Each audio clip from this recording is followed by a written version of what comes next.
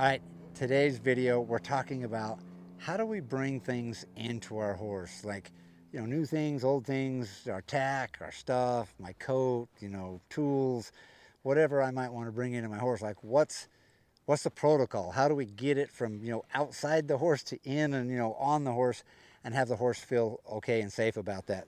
So, for example, like, what if I wanted to take this pink chair and put it on top of my horse?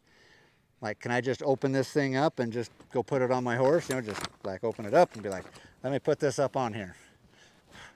Ooh, I probably can, but you feel, ooh. I don't know, did you guys see how sparky that was? Like, oh, look at her. Really weird. Okay, time out. We'll talk about this.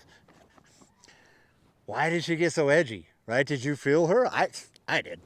Did you feel her? Her head goes up. She got tense, nervous. And then right when it started to touch her, man, her back started twitching and firing like she was up to the top and just about to have a moment. Why did that happen? Well, some of you might say, well, Wes, she's never had a chair on her before. That might be true. It might not be true. We do some goofy things. What's true is that Indy didn't get the chance to have a physical experience, have a way of kind of a security check about the new thing. Right? I just took it from outside of her world and just went and boom, put it right in and was going to go set it on her. She didn't get an opportunity to kind of cast her vote, so to speak, right? She didn't get an opportunity to check it out. So here's what we're going to do. We're going to give her an opportunity to touch and feel this thing. To us, it's a chair. It's very inanimate, like it presents no real danger. But to the horse, everything is a threat until proven otherwise. So let's just help her prove otherwise. The way that she's going to do that, the way that her system works, all of these little hairy things on here, right? We call them whiskers.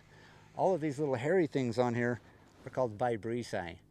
Each one of them has their own independent blood supply and their own feeler cells built into them. So these little whiskers, nice little hairies, that is how your horse feels things. And when your horse can feel things, it can then create like an experiential moment, like, hey, I felt that thing and nothing bad happened. Or I felt that thing and then something bad did happen. Or I didn't get to touch that thing, for sure something bad's going to happen. So let's just give her the opportunity. We'll bring this into her. So what I'm going to do, I want her to touch the thing. So you want your horse to touch the thing, not have the thing touch your horse. This builds curiosity. Curiosity is the bridge to confidence. So if I want Indy to be confident about this chair on her back, I'm going to get her curious. So I'm going to bring the thing in, and I want to hold it lower than her muzzle and kind of off to the side. I want her to find it. I don't want to put it right at her. I want her to find it. So I'm just going to bring it out here. We'll just set it right there. Oh, nice. See how she reached out and found that? Let me turn it around this way and it won't be blocking. So having her touch is so much more impactful than having it touch her. So let's bring this out again. We'll just set it here and just allow a little time for her to be curious. There, look at all those vibrissae. If you guys, man, they're just touching the sides. Now, a lot of times we'll hear, you just got to let them smell it. That's not wrong. But by far the more critical thing that's happening is touch. I mean, she was breathing and was curiously breathing about this and was smelling it. But the key factor is this touch, getting her to touch the thing.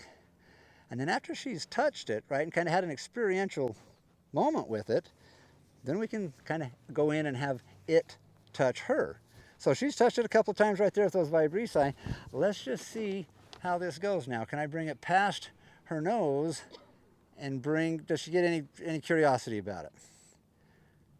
Let's see, can I come in and touch her shoulder? Ooh, a little twitch. Okay, but there's a little touch.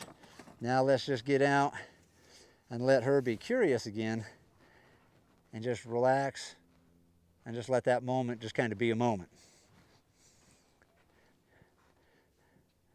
Now I just got to keep her attention here, not let her mind get to wandering. Good, there's a little licking and chewing. So what I'm looking for is just kind of this little reset. So now, can I bring this in and touch the shoulder again? Oh, hey, pretty nice. Can I touch the ribs? Oh, pretty nice.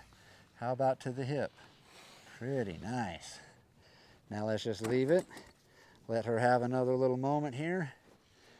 Just allowing, like giving her the opportunity to touch it first changed everything, because now she had a feel and she's like, oh, that wasn't so bad. Like, okay, I've felt that before, or now I know what that feels like and I can handle that.